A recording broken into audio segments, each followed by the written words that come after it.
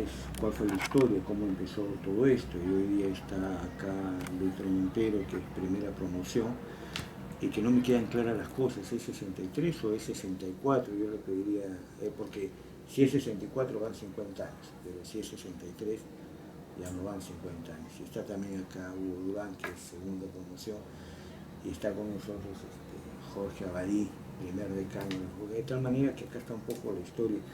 Yo les haría esta primera pregunta para empezar a conversar sobre la historia de nuestra facultad. ¿Cómo no? Me permito usar la palabra en primer término.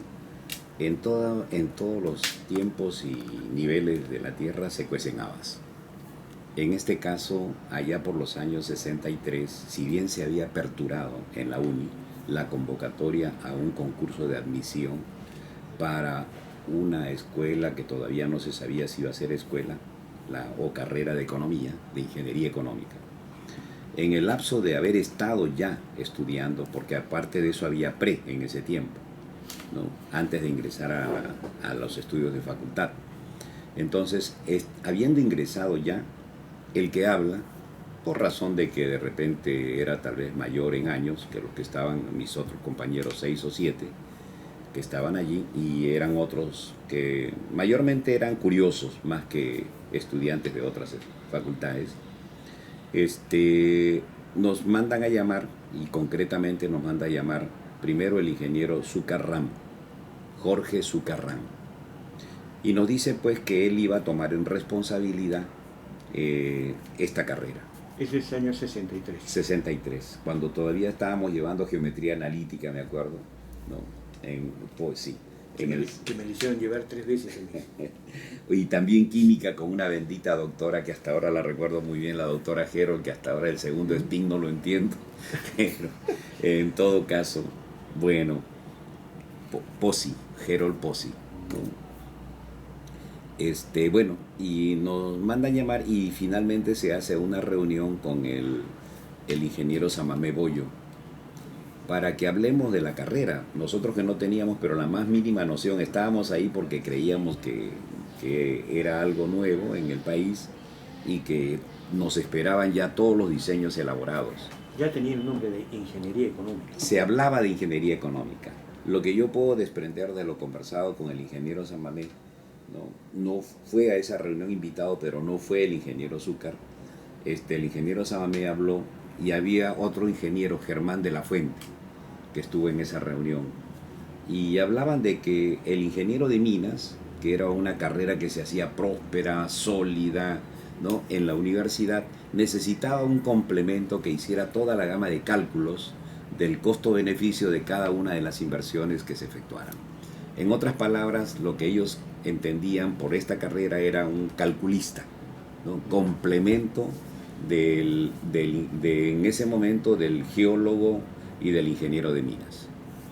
Esto transcurre, mayormente no tiene trascendencia para nosotros, creíamos que era algo fortuito, ¿no? Y en realidad el único que iba era yo, o sea que asistía.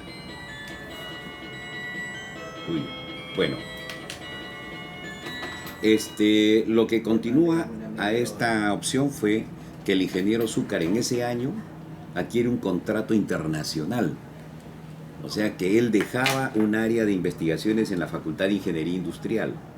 Inclusive él nos hablaba que nosotros deberíamos sumarnos a Ingeniería Industrial, que nosotros también era, según la visión que él tenía de la carrera, que nosotros éramos un complemento de Ingeniería Industrial. ¿Y cuántos eran en ese momento? 7. 7, exactamente. Estaba Carmen, no, Patricia, que después se pasó a mecánica. Después estaba otra chica que se pasó a civil. La que se casó con, más bien me acuerdo de su esposo, Castro, Julio Castro. Imelda Izaguirre. Carmen aún no estaba. También, sí. Linares también, Linares Gallo. Claro. Estaba Hurtado Chan. Lucho Vázquez, perdón. Vázquez. Hurtado, Chan son del segundo año. Luis Vázquez. Luis Vázquez, sí. Hay 2 Luis Vázquez, uno antes del accidente y otro después del accidente. Lo rehicieron a Luis Vázquez. ¿No? Muy estudioso, un gran lector. Sí, pero después del accidente como que parece que se dogmatizó en ciertos aspectos de la lectura.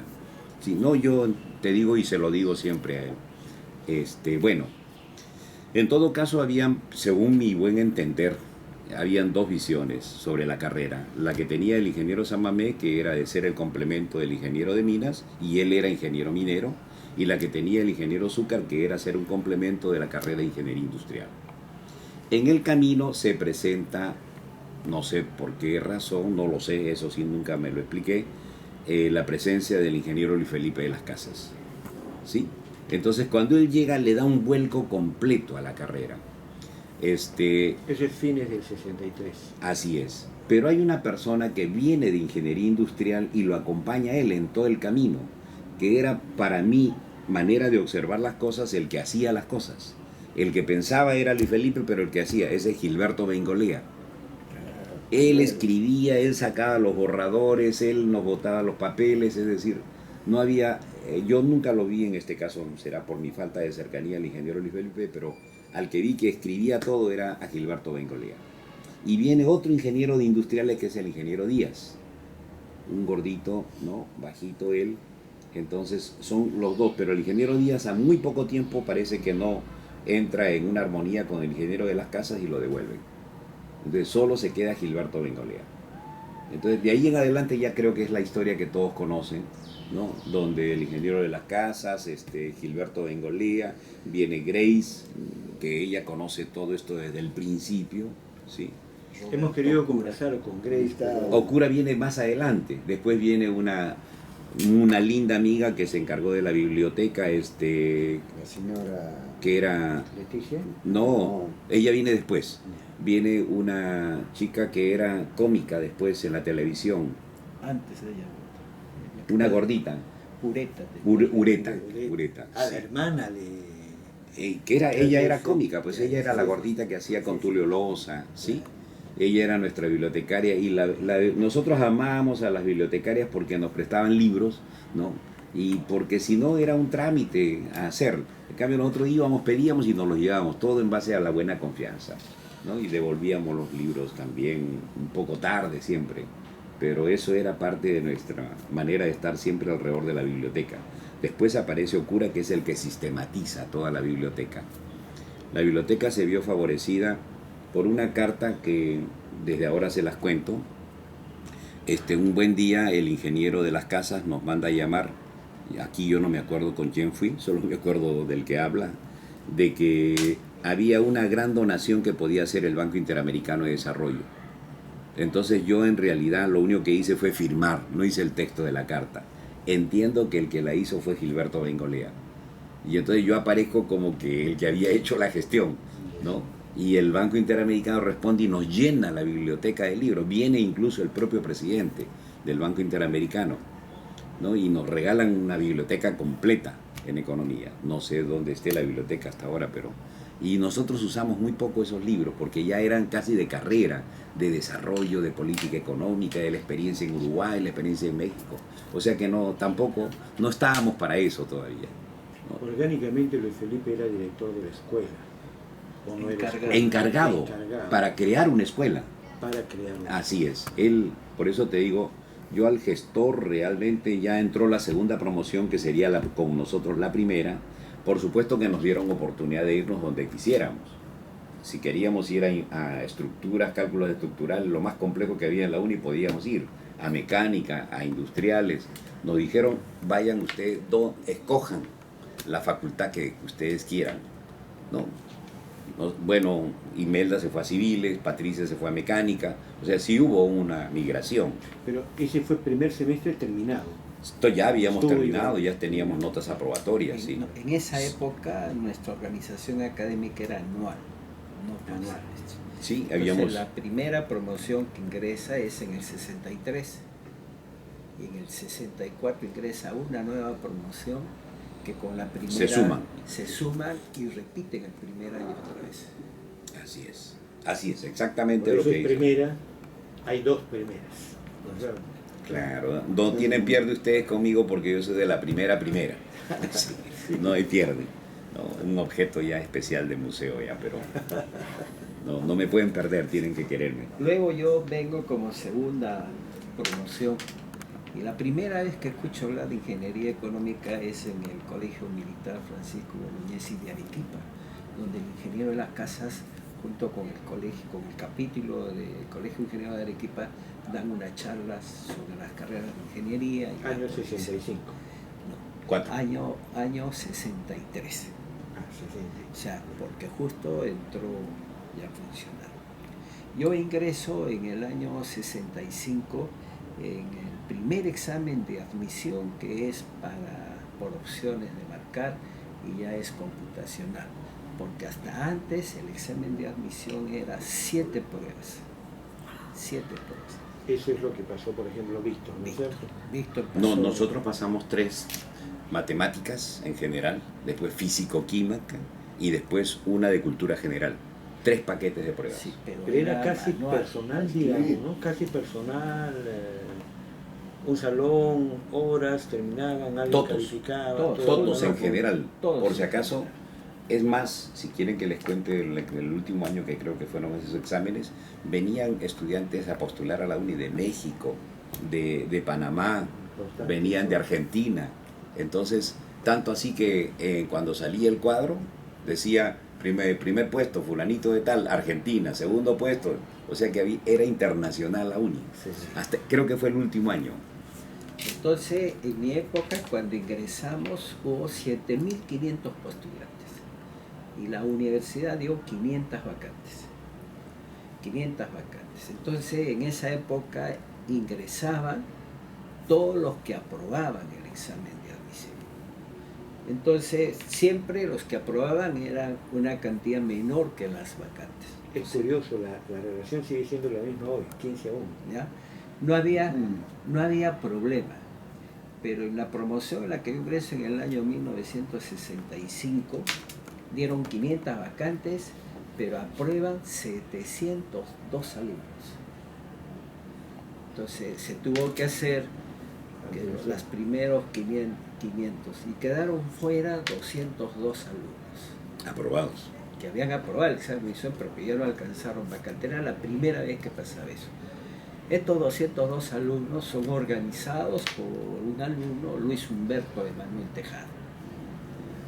Los organiza y va con los padres de familia al Congreso, va al Congreso y logra que el Congreso apruebe, si no me equivoco, 2 millones de soles para que la UNI permita ingresar a esos 202 alumnos que aprobaron el examen de admisión. La mecánica de esa época no era como la de ahora por canales y que el sistema ya programado lo hace. Ahí en el pabellón central, en esas gradas que están, se sentaba todo el consejo universitario y toda la comisión de admisión, y todos los que habíamos ingresado estábamos en el patio. Entonces llamaban uno por uno. Entonces a esos primeros 500 llamaron así uno por uno, y en primer puesto escoge la carrera de ingeniería económica. Todo el público se quedó silencio porque era anormal. Lo normal era que siguieran la carrera de moda, que era mecánica eléctrica. Y el segundo fue Luis Canales. Luis Canales. Hicimos todo eso, ¿quién quiere cada carrera? Y las carreras que quedaban al último no era ingeniería económica, era ingeniería, ¿cómo se llama? Sanitaria. Nadie quería ir a sanitario. Pero si te entendí, entonces uno ingresaba a la UNI, pero no precisaba qué carrera. En ese momento decía... Sí, qué carrera, pero escogías tu carrera en forma secuencial de acuerdo a la nota que has sacado y las vacantes por carrera. Entonces así ingresamos, pero luego que hizo el pedido fuerte y que el Congreso dio una ley dando más recursos a la UNI y que por ley ingresaran 702, o sea, 500 más 202, tuvo que hacerse nuevamente la misma selección. Es que de ahí, en la carrera de ingeniería económica, de 20 vacantes pasamos a 30. Parte de ese grupo que ingresa está Luis Humberto Emanuel Tejada, está Daniel Rodríguez Morán, o sea, todo un grupo que más adelante fueron líderes en los diferentes cambios, tanto de la carrera como de la facultad. Esa fue la primera época. Me acuerdo que también era normal ver ahí en la UNI a cadetes de la Marina, a Fuerza Aérea, todos estudiaban estudiaban ahí, como también de otros países. Y uniformados. Iban uniformados a la universidad, sí. Esa es la época de estudios. Teníamos un poco de preocupación, pero sabíamos que los de la primera promoción habían pasado pues la prueba de juego. Y en esa vez ya estaba de director encargado de la Escuela de Ingeniería Económica, porque la Facultad de Ingeniería Industrial encargó a un ingeniero, no me acuerdo su nombre. Ese ingeniero le encargó a otro, y ese otro lo encargó al ingeniero Luis Felipe Las Casas. Por eso él decía, yo soy director de la escuela, encargado del encargado del encargado. Finalmente hubo trabajo académico, hubo trabajo de los estudiantes, un trabajo de presencia, que nos conocieran para ir creciendo, y logramos finalmente una especie de separación de la carrera de ingeniería industrial. Pasamos a ser una escuela de ingeniería económica, pero ya sin depender de la conducción de ingeniería industrial. En el libro azul de Luis Felipe, que es un libro sobre la historia de la carrera del economista en el Perú, el capítulo 3 está dirigido exclusivamente a la historia de la facultad, de la Escuela de Ingeniería Económica. Y ahí mencionan algunas influencias, como por ejemplo Chile, ingeniería comercial, viaja a Inglaterra, viaja a Europa también. ¿Cómo influyó eso en la currícula? Y no sé, les pregunto, les consulto si podríamos conversar algo hasta antes del régimen militar, porque ahí se produce un cambio con la presencia de los estudios generales, ¿no? Entonces, faltan pocos años para eso. Pero cómo marchaba esa currícula, y si podemos recordar algunos profesores que puedan ser significativos de la época. Te debo dar mención. Ya habíamos creado, al terminar el primer año y comenzar el segundo, creamos el Centro de Estudiantes de Ingeniería Económica. Entonces, la persona que vivió todo eso fue Javier Quiñones, porque él era nuestro representante, ¿no? Él tenía que estar por lo menos una vez de cada semana reunido con Luis Felipe y con aquellos que conformaban. Estaba el profesor Uceda, un abogado, ¿sí? Quiñones fue el primer presidente del centro. Yo fui el primero, él fue el segundo, sí. Yo creé el centro, sí. Pero te digo que él le tocó en el segundo año, muy democrático. En el primer año se acabó, usted comienza otro. Entonces, Javier Quiñones es el que vivió esa experiencia, el que sí puede contarlo como testimonio directo de cómo se ensamblan las experiencias en el contenido del diseño de la carrera. Podemos conversar con él de repente, sí, ¿no? Ya le he pasado la voz para que nos acompañe. Está un poquito mal de salud, pero sí se acuerda, es bien lúcido en esa parte. Así es. Es una época. Y después aparece Manuel. Sí, donde el plan de estudios tomaba diferentes fuentes, ¿no? La parte de la experiencia de Francia, ligado básicamente a los instrumentos de la planificación, la parte de ingeniería económica e ingeniería comercial de la Universidad de Chile, porque en esa facultad hay las dos carreras, comercial y económica, más la que conocemos es la comercial. Por ejemplo, ahí se notaba clara diferencia respecto a San Marcos, respecto a la agraria. Nosotros teníamos más cursos de métodos cuantitativos. Física, química. Y además llevamos algunos cursos nuevos para esa época, que en mi opinión no existía la tecnología que ya llegó hoy día y hubiéramos avanzado. Por ejemplo, el curso de economía espacial. El curso de economía espacial era para estudiar recursos, pero en base a aerofotografía.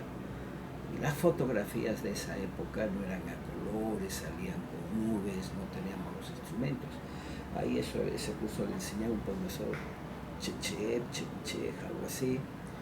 Y también teníamos el curso de análisis de política del Estado, donde uno de los profesores que ahí enseñaba era el que fue presidente de Bolivia.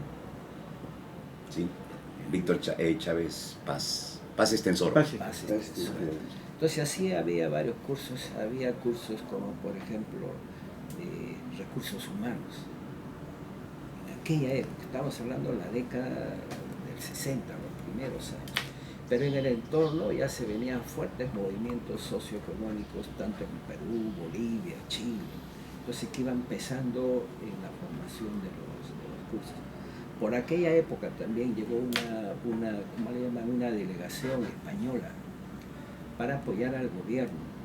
Varios de esos asesores pasaron a ser profesores nuestros.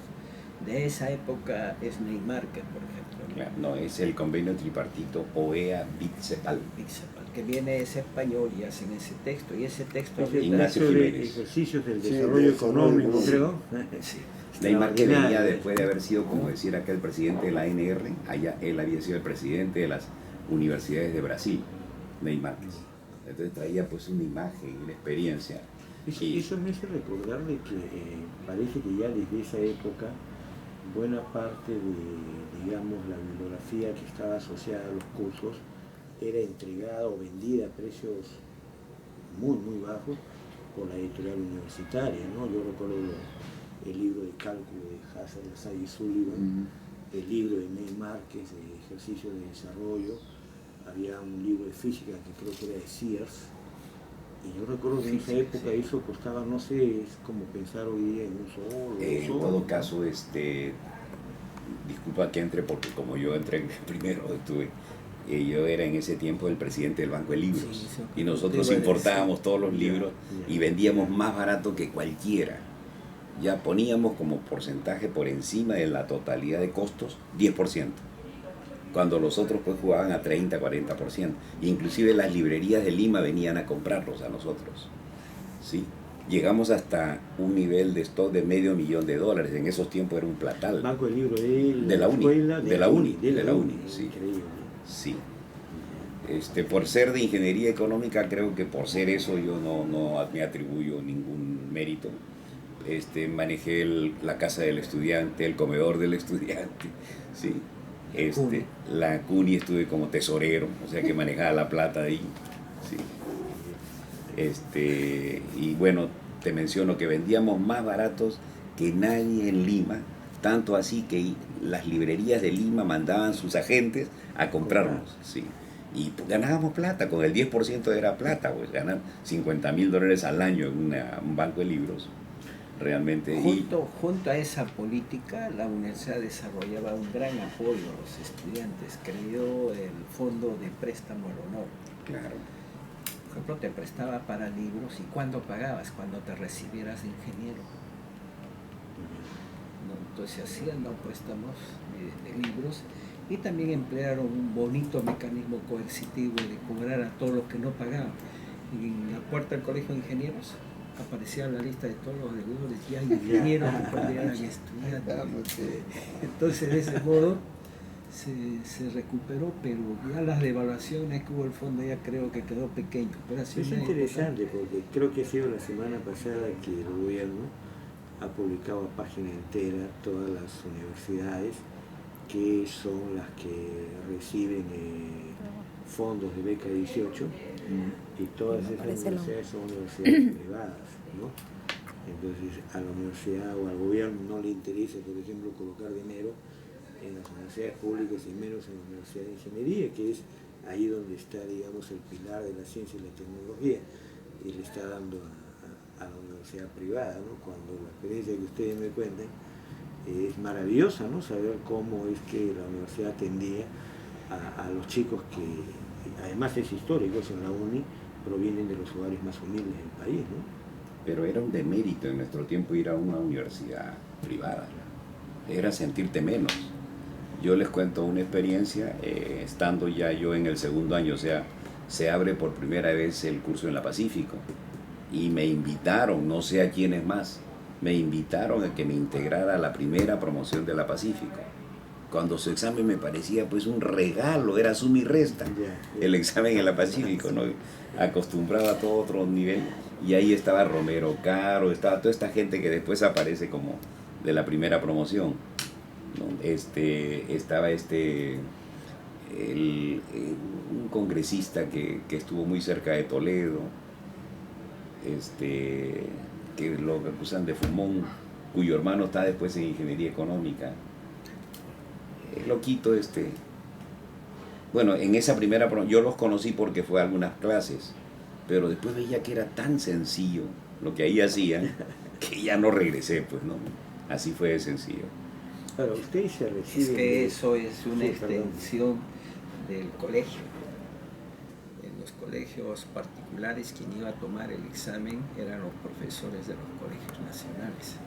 O sea, un colegio nacional pesaba más que un privado y eso pasó pues también a la universidad. Y por eso esos nombres también. Universidad del Pacífico, muy a la escuela norteamericana, significa que es la universidad de todo el Pacífico. La Universidad de Lima, así de Lima, a imagen también de la Autónoma de México. En cambio nosotros éramos una universidad de ingeniería. Escuela, nos veían como escuela de ingenieros. Como escuela y que no era muy apropiado el nombre, ¿no? Pero finalmente se ha quedado así. Otra cosa más que recuerdo, la Universidad Nacional de Ingeniería se convierte en Universidad Nacional por la Escuela de Economía. En 56. Sí, porque si no era una escuela técnica. Entonces le faltaba la parte social y es la Escuela de Economía la que le da el soporte para que en la gestión legal que se hizo se convierta en universidad. Si no fuera eso, no se podía lograr. Seguía como una escuela, sí, Escuela de Ingenieros. Ese es un dato histórico preciso. Hay otro dato, 65. Hay otro dato medio anecdótico e histórico, es de que todo el grueso de la comunidad de docentes y alumnos buscábamos ya hacer facultad. Creíamos que teníamos todo para hacer facultad, ya inclusive se logró que funcionara un consejo directivo, porque no había, la escuela no tenía consejo directivo. Y se hizo una serie de movimientos, llamémosles sociales, académicos, políticos, para hacer facultad, lo cual implicaba marchas en toda la universidad, inclusive una huelga de hambre. Algunos gorditos de esa época éramos él y los dos arequipeños con Rodríguez, el Chato Rodríguez, los dos eran unos escandalosos. Elsa y Elena también, el Sambo y el Enano. Hicimos la huelga miércoles, jueves, viernes, y el sábado en el diario El Peruano sale publicada la nueva ley, y ahí salió inclusive a nivel estructural quiénes eran facultades, y ahí salió Universidad Nacional de Ingeniería y apareció Facultad de Ingeniería Económica y Ciencias Sociales. 65, 66 debe haber sido, porque ya yo estaba trabajando. La nueva ley universitaria ya no sé. Yo quisiera hacer tener elementos para poder esto. Cuando yo estaba en el decanato, nos preocupamos en primero ver la solución de la planta física. En ese momento se estaba construyendo, la unidad construía lo que es el primer pabellón donde está el auditorio. Claro, que estaba frente al comedor. Sí, pero eso era un ofrecimiento para compartirlo con el Pato Flores en la Facultad de Industriales. Bueno, eso fue una lucha, y cuando menos se pensó, López Obrador se portó muy bien, comenzó a darnos los recursos y finalmente la Facultad de Industriales creo que tomó la decisión de dejarnos todo eso y así fue, se comenzó un poco más a construir. Y en medio de todas esas cosas no teníamos biblioteca, no teníamos el posgrado, y bueno, todo estaba por hacerlo y encontrarlo. Y todos eran locales prestados. Así es, todo era así, todo era así. Hemos ido solucionando más o menos hasta ahora la cosa, pero era esto.